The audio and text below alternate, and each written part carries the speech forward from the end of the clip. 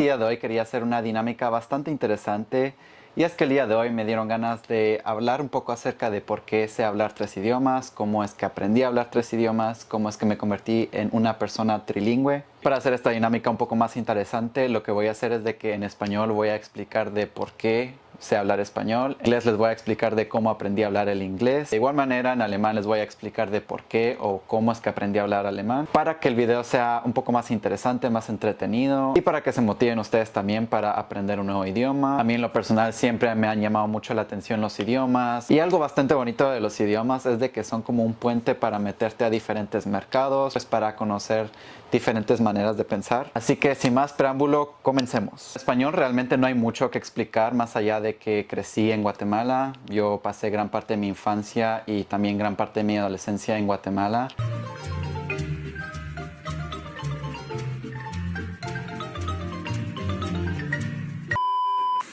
Y pues es ahí donde se podría decir de que aprendí a hablar el español.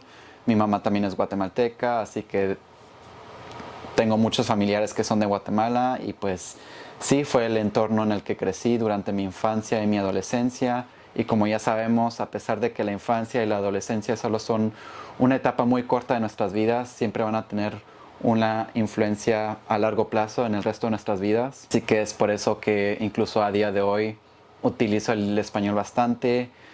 Considero también de que el español es el idioma más dominante en mi cabeza, en mi mente. A pesar de que desde los 16 años ya no vivo en Guatemala, yo vivo en un área de los Estados Unidos en donde se puede decir de que alrededor del 40% de la población hablan el español. Entonces yo vivo en una parte de los Estados Unidos que podría ser como considerada un híbrido entre el inglés y el español, entre el mundo angloparlante y el mundo hispanohablante. También ya el 70% de mis familiares de Guatemala viven aquí en los Estados Unidos. Tengo una comunicación bastante frecuente con mis familiares de Guatemala. Now, when it comes to English, the story can be a little bit more complex, and it's going to get more complex as we go on, especially with the German part of this video. So I learned my foundation in English when I went to a bilingual school in Guatemala.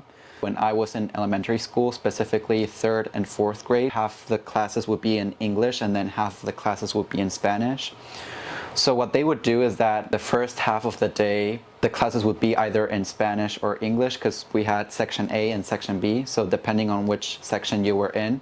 I believe section B started with the classes in Spanish for the first half, and then they ended the second half of their days with the English classes, and then for section A it was the other way around. But that's sort of how it worked, and that's where I built my strongest foundation. That's really where I learned about the grammar of the English language. That's where I really learned a lot about the vocabulary, about the English language.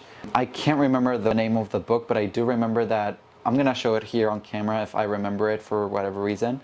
But I believe it was the World Picture Dictionary or something like that. But that's where we learned most of our vocabulary and the words in English.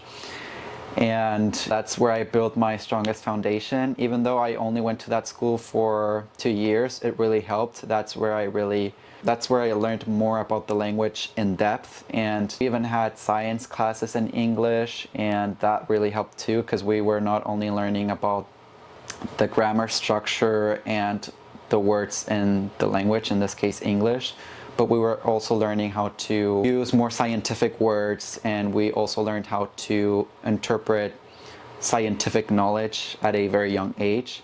So the school really made it a priority for us to really be immersed in the English-speaking culture and in the English-speaking language. Bada boom, Mr. Worldwide, when I step up in a room, darling. Also, I had a little bit of an advantage. So before going to that school, my parents would speak with one another in English, because my mom is Guatemalan, but my dad's German. So when my parents met, my mom's German was non-existent and my dad's Spanish was not so good at the time. Both my mom and my dad had a pretty similar English level, so that's how they agreed to speak English with one another. Their language skills in English were kind of at the same level back then. So before going to this bilingual school, I was already a little bit familiar with the language and how the words sounded and so on. So after moving to the US, I moved to Los Angeles or the Los Angeles metropolitan area, to be a little bit more general. And since about 40% of the population in the LA metropolitan area or in LA County speaks Spanish, my environment was still very Spanish speaking, even though I was living in the United States. So in an effort to learn even more about American culture, what I did is that I joined a fraternity when I was in college. I joined the Sigma Chi fraternity, and that was with the intention to be more involved, to learn more about the American education system and the American student life. And joining the fraternity is what I believe the most helpful thing that I did in order to learn more about American culture when I was in college. Because even my first year, I joined the fraternity in my second year, in my sophomore year of college. Before that, even the last year of high school that I had, I didn't really feel like I was living in the US because I was living in this Spanish-speaking bubble. So after moving to the US, I mainly lived in a mostly Spanish-speaking environment, which is why when I went to college, I decided to join a fraternity, because at the time I believed that joining a fraternity would be very helpful for me to immerse myself more in American culture. And this allowed me to interact with native English speakers on a daily basis. I got to learn more about American culture and about the typical American student life, which was very interesting, by the way. And to be honest, I feel like if I had not joined the fraternity, I feel like I wouldn't have had the chance to really get to know how this country is, how the US is. Since I joined a fraternity, I have an easier time connecting with people that have been raised here in this country their whole lives. It helped me to understand how this country is from a deeper level. Als letztes werde ich auf Deutsch sprechen. Ich bin in Deutschland geboren. Ich habe auch ein paar Jahre meines Lebens dort verbracht. Also ich war tatsächlich im Kindergarten in Deutschland. Also ich bin in Leipzig geboren. Obwohl ich im Kindergarten war in Deutschland, habe ich nicht so viele Jahre in Deutschland gelebt, da dass meine Eltern sich scheiden lassen haben, als ich 6 Jahre alt war.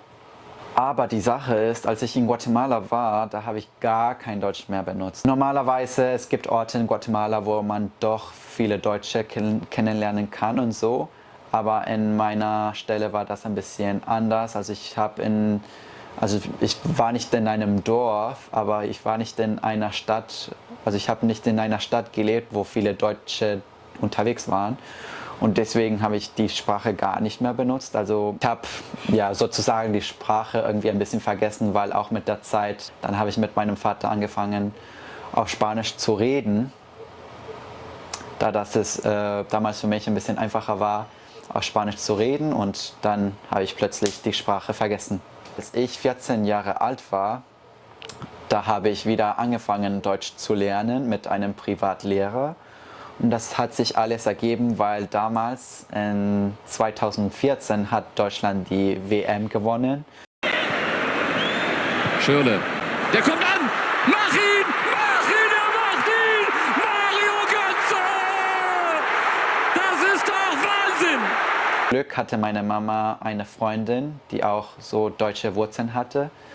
Und sie kannte einen Privatlehrer, der aus Deutschland kam, der aus Neumünster kam, und mit diesem Lehrer habe ich für 2 Jahre wieder die Sprache gelernt, und wir haben also wirklich die Grammatik zusammen gelernt.